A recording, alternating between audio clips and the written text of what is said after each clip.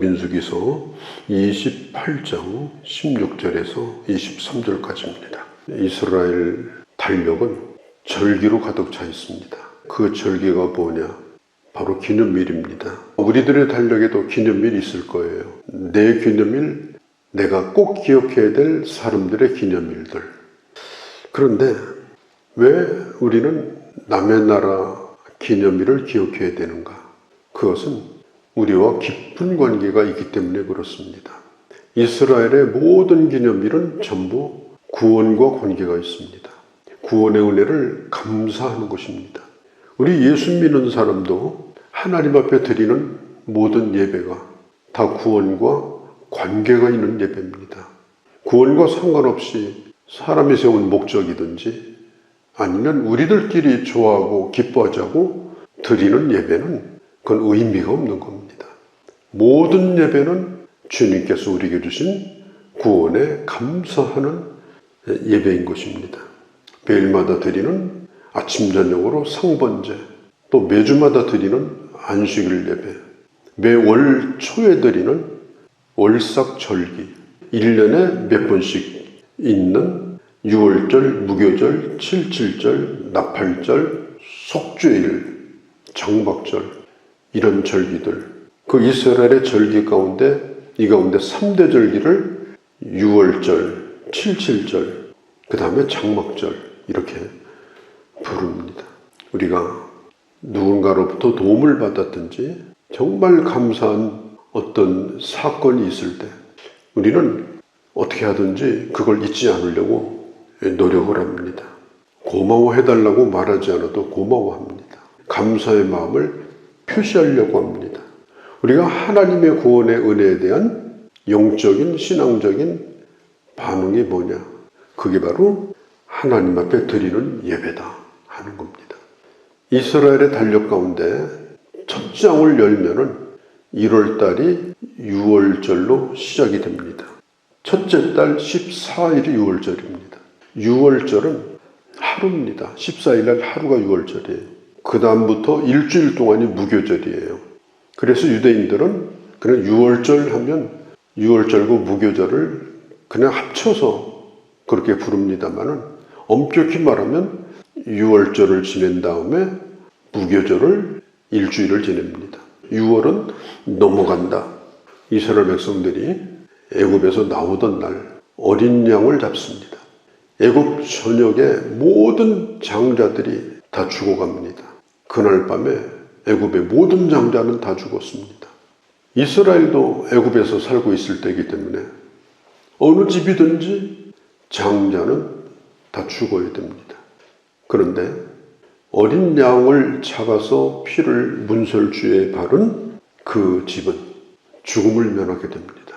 그냥 지나갑니다. 주님이 심판하지 아니하고 400년 동안 노예살이에서 풀려나는 해방을 맞게 되는 것입니다.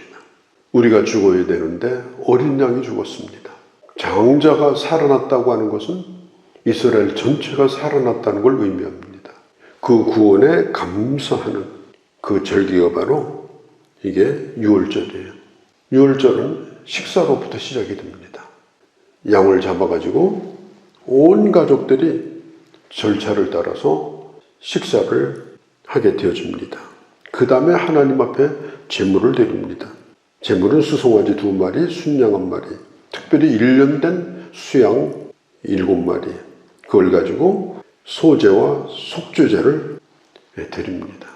그렇게 하면서 그 다음에 6월절이 지나가게 되면 곧바로 무교절이 시작이 됩니다. 이 무교절은 성도의 성화를 가르쳐요.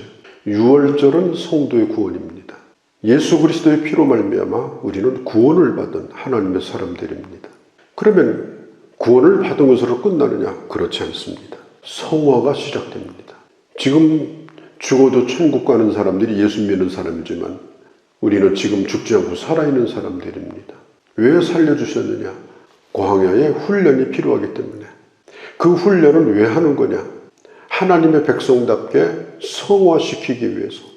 그래서 구원은 하루요, 성화는 7일입니다. 구원은 순간이요, 성화는 일생토록 하는 겁니다.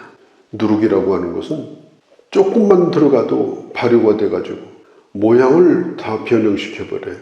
맛도 변형시켜버려요. 냄새도 전혀 다른 냄새가 나는 거예요. 이 누룩이 뭡니까? 거짓교리입니다. 이런 것들이 우리의 바른 신앙에 들어가지 않도록 우리 스스로를 지키면서 신앙생활을 거룩을 향해서 가는 것, 그게 바로 우리가 일생토록 이루어야 될 무교절이다. 고린도전서 5장에 보면 6절, 8절을 쭉 읽어보면 너희가 자랑하는 것이 무엇인가? 적은 누룩이 온 덩어리를 퍼지게 하지 않는가? 너희는 누룩이 없는 자인데 이제는 거룩하기 위해서 너희 안에 들어온 누룩을 제거하라. 오늘 우리는 썩는 것과 싸우고 있는 사람들이에요. 조금만 내버려두면 이상한 냄새가 나요. 말에서도 냄새가 나고 행동에서도 냄새가 나고 또 변형이 되어버려요. 옛날 사람이 아니에요. 이상한 사람이 되어버려요. 누룩은 소리가 안 나요. 내버려두면 그냥 그렇게 되는 거예요. 신앙생활도 마찬가지입니다. 되도록 내버려두면 그렇게 되고 맙니다. 그래서 끊임없이 내 안에 누룩이 들어오지 않도록 해야 되고 끊임없이 그 누룩을 제거하는 일을 해야 되는 것입니다. 성경에 예수님께서 비유로 말씀하실 때 이 누룩에 대해서 하나님의 나라는 작은 누룩이 부풀게 만드는 것처럼 그렇게 놀라운 역사가 있다. 딱 한 번만 누룩에 대해서 좋은 영향력을 말씀하시고 나머지 모든 누룩은 나쁜 의미로 사용이 되었습니다. 무교절, 성도가 일생토록 누룩이 없는 떡을 먹으며 하나님의 사람으로 살아가는 것을 의미한다. 누룩이 없는 떡은 별로 맛이 없어요. 신앙생활도 마찬가지입니다. 신앙생활 하는 사람이 은혜로 하지 않으면, 신앙생활 하는 사람이 은혜의 맛으로 살지 않으면 신앙생활만큼 재미없는 게 없어요. 그래서 항상 우리는 구원의 은혜에 감사하는 6월절과 그리고 구원의 은혜 속에서 살아감으로 누룩이 없는 떡이지만 그러나 끊임없이 주님을 예배하면서 거룩의 길을 걸어가는 그게 바로 신자가 가는 일이다. 그 다음에 77절이 나옵니다. 77절은 77은 49. 그러니까 77인 49에다가 하루를 더한 날이 77절이에요. 그래서 그날을 오순절이라고도 부릅니다. 50일째 되는 날이다. 그때가 바로 이른 추수를 할 때입니다. 보리와 밀을 거둘 때인데 그래서 그때를 맥추절이라고도 부릅니다. 77절, 오순절, 맥추절 이것은 다 같은 의미인 것입니다. 1년 된 수송아지 7마리 그 다음에 햇국식을 하나님 앞에 드리면서 모든 남자들이 이 절기를 지킵니다. 이스라엘의 이른 비는 가을비입니다. 늦은 비는 봄비입니다. 6월절은 우리 달력으로 3월, 4월 달입니다. 이스라엘의 달력으로는 1월 달입니다. 봄비가 내린 다음에 마지막 보리와 밀이 이삭이 여물어지고 그 다음에 첫 곡식을 거두게 될 때 그 첫 생상품을 가지고 하나님 앞에 드리는 것 그게 바로 77절이에요. 예전에 자식들은 직장에 가서 첫 생애 월급을 탔을 때 부모에게 드렸습니다. 첫 열매로 나를 낳아주셔서 내가 스스로 일할 수 있게 하셔서 이렇게 첫 월급을 받았습니다. 이건 내 것이 아니라 부모님 겁니다. 그래서 부모에게 드렸습니다. 어떤 교인은 첫 월급을 타서 어떤 청년은 하나님 앞에 드린 그런 일도 저는 기억을 합니다. 처음 익은 열매, 하나님 앞에 드리는 그 시간이 바로 이게 77절입니다. 다음 열매에 대한 약속을 믿고 드리는 겁니다. 그래 처음 거부터 알뜰하게 다 먹자. 그게 아닙니다. 우리는 우리 인생이 다 처음 겪는 일이에요. 오늘 새벽도 처음 만든 거고 내가 겪는 일들도 다 처음 겪는 일이고 죽음까지도 처음 겪는 일이에요. 우리는 늘 같은 날을 사는 것 같지만 늘 처음을 사는 겁니다. 하나님 앞에 맡기지 않으면 우리 인생은 내일이 보장이 안 됩니다. 우리는 날마다 일어나서 새벽 예배 드리는 것도 첫 열매를 드리는 거예요. 하나님, 이 시간은 내 시간이 아닙니다. 하나님의 시간입니다. 그리고 오늘 하루를 맡기는 거예요. 우리 주님 말씀했잖아요. 너희는 먼저 그의 나라와 그의 일을 구하라. 우리가 어떤 일을 하든지 뭘 먹을까 마실까 하는 염려로 시작하지 아니하고 하나님의 나라와 의를 구하는 것으로 시작할 때 하나님께서 이 모든 것을 더하여 주시겠다. 신앙생활도 첫 단추를 잘 끼워야 돼요. 이기적이고 정욕적이고 자기 야망으로 가득 차 있고 어떻게 하든지 알뜰하게 살아서 내 인생 엔조이하자 그것밖에 머리에 없는 사람은 그렇게 살아봐야 답이 뻔하잖아요. 잘 먹고 잘 사는 것밖에 있어요? 거기에 무슨 하나님의 나라가 있고 하나님의 의가 있겠습니까? 그래서 이 첫 열매가 이게 중요한 것입니다. 생각지도 않았던 처음 것이 나오는 거예요.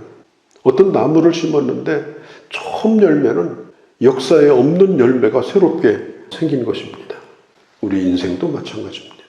우리가 예수를 믿고 우리는 새로운 차원의 인생을 지금 살고 있어요. 옛날에 내가 아닙니다. 옛날에는 그냥 펑펑 울 수밖에 없는데 지금은 그런 상황에서도 웃을 수가 있어요. 옛날에는 원수 갚아야 돼요. 그런데 지금은 용서할 수 있게 됐어요. 옛날에는 내 거 안 챙기면 잠이 안 와요. 근데 지금은 다 주는 게 너무나도 행복하고 너그러워졌어요. 내 안에도 첫 열매가 열린 겁니다. 내 안에 첫 열매의 기적이 일어난 거예요.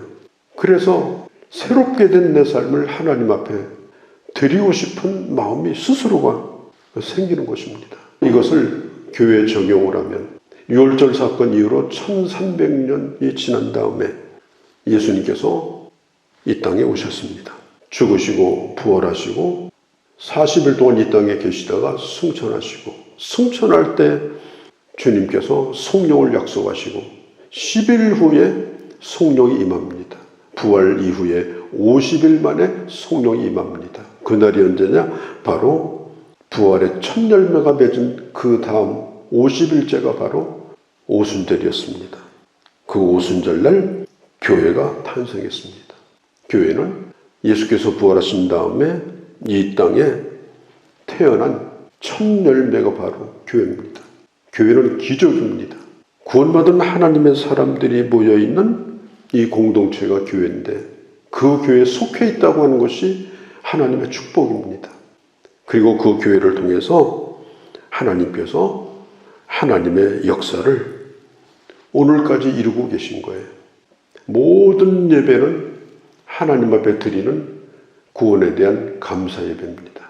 그래서 예배에 자꾸 이름이 붙이면 안 돼. 무슨 회각 감사 예배, 무슨 돌 감사 예배, 예배에다가 별걸 다 붙여가지고 무슨 목적이 있는 예배가 아닙니다. 예배는 그냥 감사 예배입니다. 어떤 이름을 붙여도 다 감사 예배입니다. 그 감사의 가장 깊은 뿌리가 바로 뭐냐? 구원입니다. 그리고 구원을 통한 오늘 나를 나되게 하신 매일 나를 새롭게 하는 내게 주신 열매에 대한 감사, 그것을 다시 한번 확인하는 것이 바로 구약의 진리요 오늘의 예배다.